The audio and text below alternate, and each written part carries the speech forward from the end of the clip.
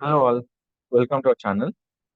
So any LinkedIn company page URL, how to add in your particular website. So people will be posting for wrong URL on your particular LinkedIn URL on your particular website. For example, I'm clicking for LinkedIn here. The open will be like this is a admin.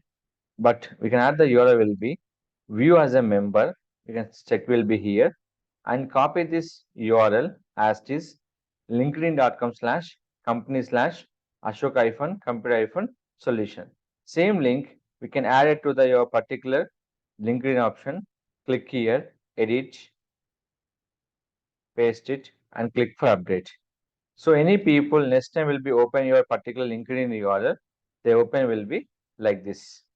Previous open will be like this, and previous will be here is the option will be here. So any company page will be open. This is a policy will be follow.